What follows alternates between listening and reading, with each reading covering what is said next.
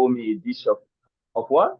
Koshari, we're humans. What are we fighting about? At the end of the day, we are all somehow connected. Where are you from? I am from Nigeria. Can you give me a couple of points, I would say, about the culture of Nigeria? We have a lot of rich culture that goes way back and that are still here with us, despite the fact that there is a lot of influence from the Western world. So yes, we are a very very nice people. We like life. We're full of life. We're full of the fight, the struggle. We are a high spirited people. Yes, so I think the first thing anybody would notice if you come here is that everybody's just going about their life. Everybody's just trying to be lively. Everybody's just trying to strive, and hustle out. So yeah, Do you have any hobbies? I am a creative, across a wide um spectrum. Um, I do music. I create content. In fact, I just do a whole lot of stuff. I model. There's just always this urge in me to create. There's always this thing that's just burning inside of me. To just bring something to life.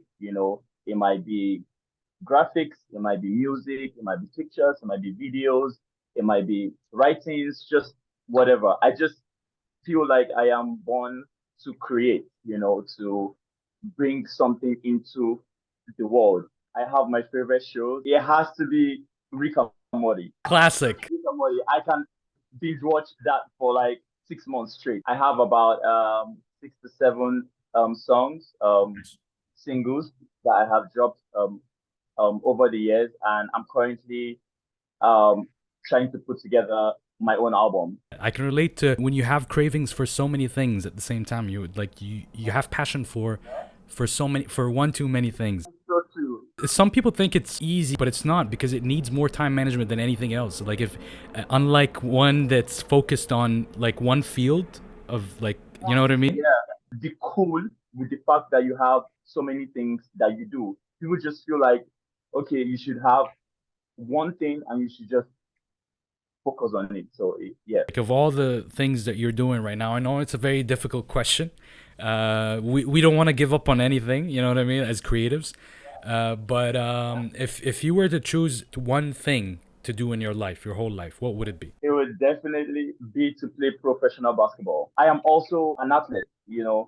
So yes, so I play basketball on a professional level here, in my country. Yeah. One thing to do for the rest of my life on like a really high level that is able to sort out like every other thing else in my life. I mean, my bills, my everything just puts me in a place where I do not have to worry about anything. It's definitely in basketball. One thing you love about Nigeria and one thing you hate about Nigeria. Okay. Let's start with the love. Love is always the answer. So let's Not for yeah. I think it would be the fact that we are quite nice people, you know. That is, I mean, like in relation to how we treat ourselves. I've heard stories, across like different places in the world. You could be stranded in Nigeria and you could just go to someone random and you could get help. And I've heard like some people say, oh, they were in this part of the world, and no matter how much you need help, nobody just really, really cares about you. In the western part of the world. Yeah. Exactly. And I think I like the fact that we are really, really a striving people. Like we strive against all odds. And that's why they would say if you take a Nigerian and put him anywhere in the world, he's just gonna be the best at anything he does because we just know how to grind. We just know how to give our best. Like we just work. Respect. The number one thing that I do not like about being a Nigerian or you know Nigeria is the fact that we're overly religious, and that sort of tends to blind us, to how much we should be able to get up and fight for certain things that we know that we deserve.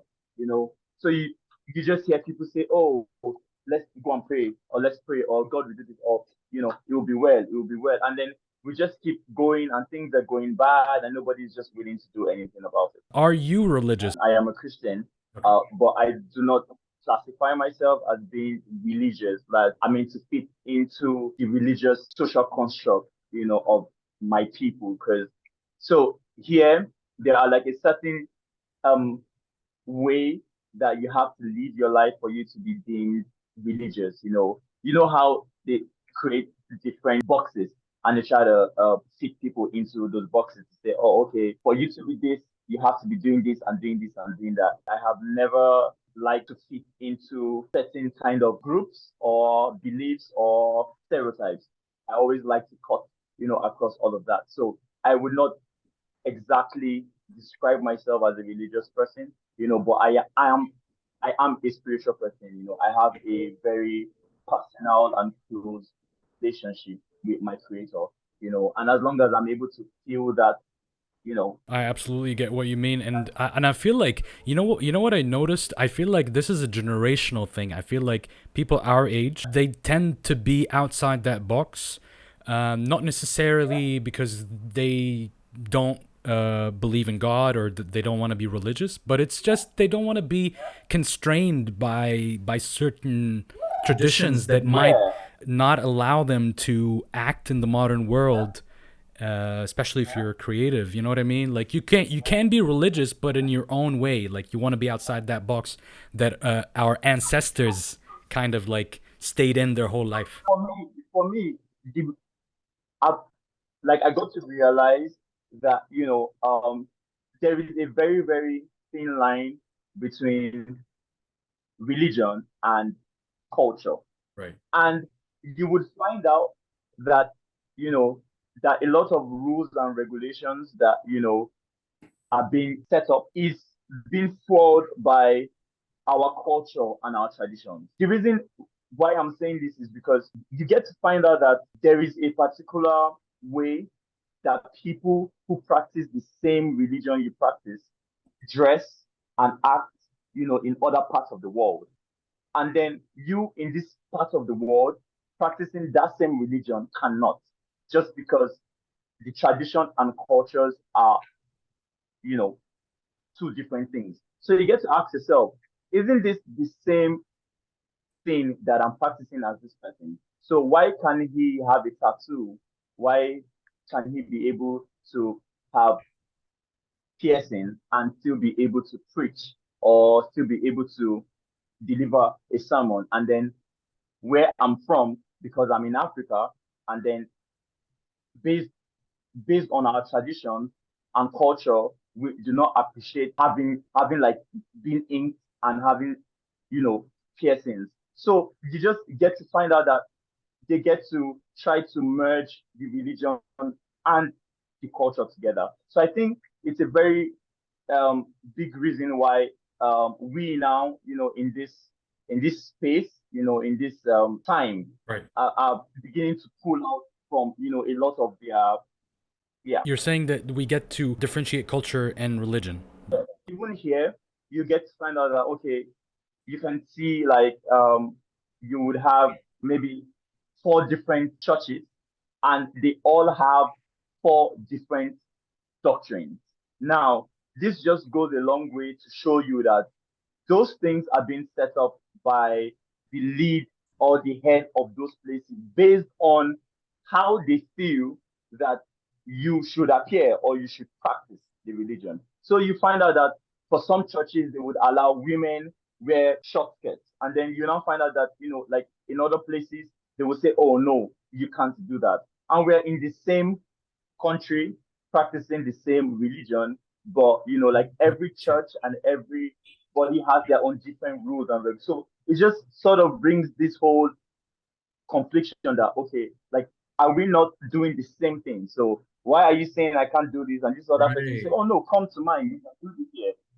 Dude, I get what you mean. It's like different interpretations of the same religion. Like we're the same brothers of the same tribe. That we're the same country. I wanted to ask you, like, what's the majority in Nigeria? Do you have Muslims too? Like, is it, or is it just one religion?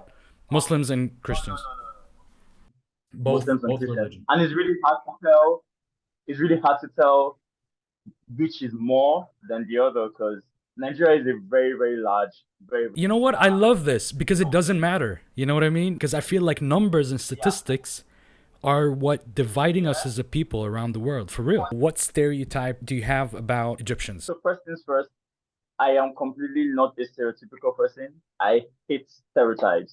I mean, like I feel like I live to constantly smash every stereotype there is. Because for me, I have been a subject of judgment and stereotype because of the way I look, because of my hair, because I have earrings, and all of that. So there's there's there's like a particular way that people would look at you, and try to fit you in certain boxes.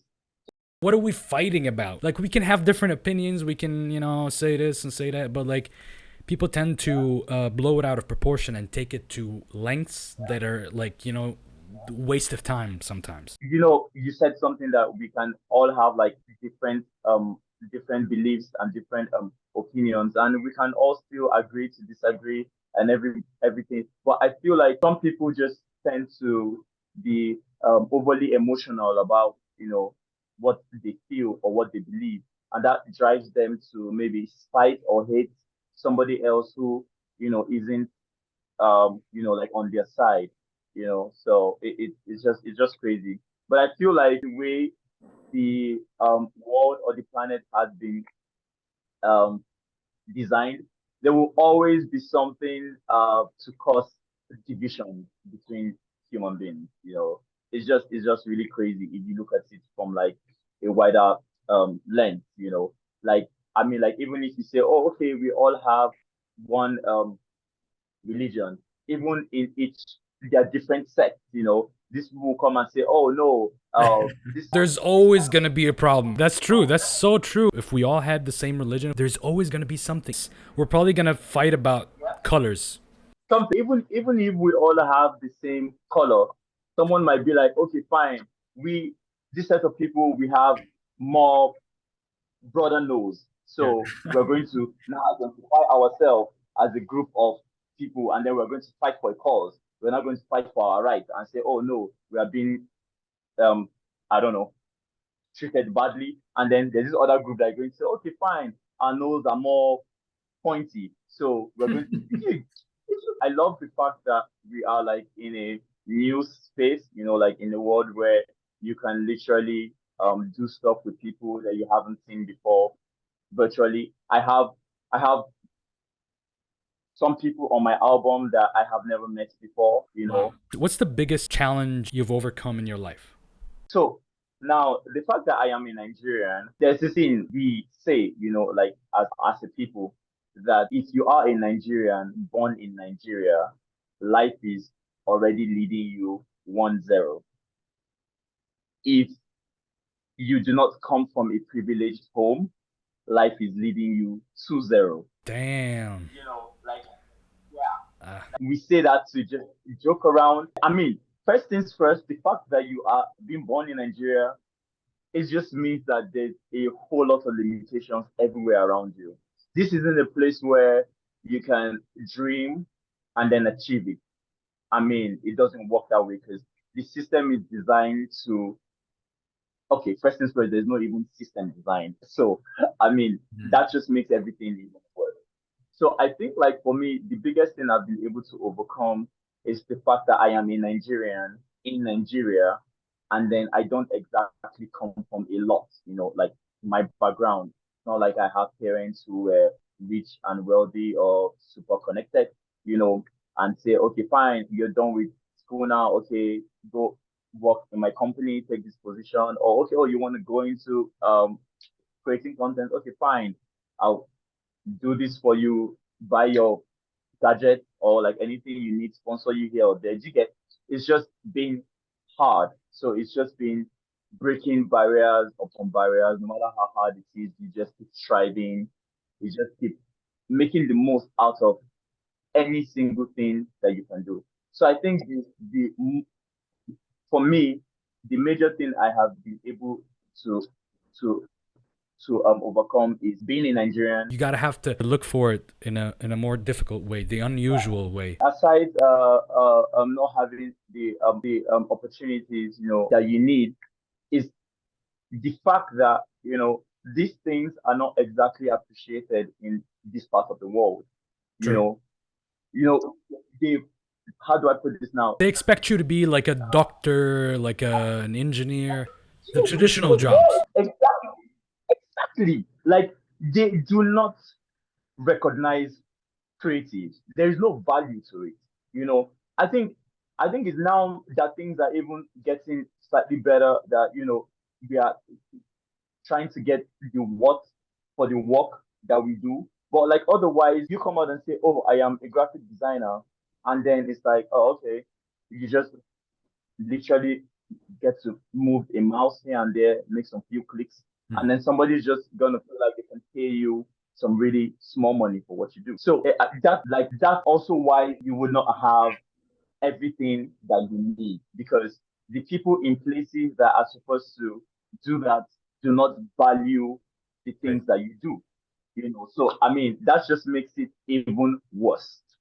100%. What was your favorite part about this episode? Everything. I think for me, I like the fact that this is coming from a fellow African, you know, and I like the fact that you can relate to some things that I'm saying, maybe not exactly on the same level, but you do have like a fair idea. So that just makes it feel a little bit more connected.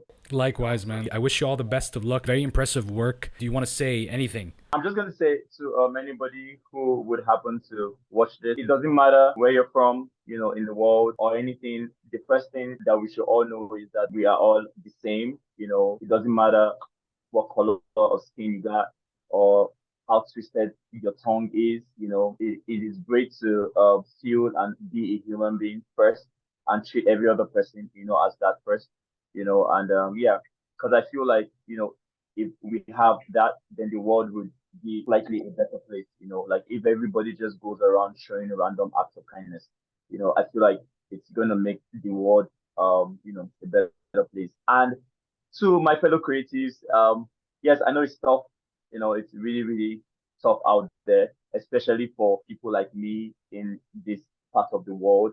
But I'm just gonna say that, you know, you are a creative for a reason, and you just have to keep pushing, you just have to keep grinding, and very soon you're going to start seeing the results of the things that you're working hard for. So yeah, all the best to everybody out there. Thank you, man. Thank you. This has been a culture shock. Musa, Sucker Punch, a multi-talented creative, man. Thank you. I cannot thank you enough for having to go through all the rain and the power cuts. Thank you so much again, and we'll definitely keep in touch. Yeah, Thank you, bro.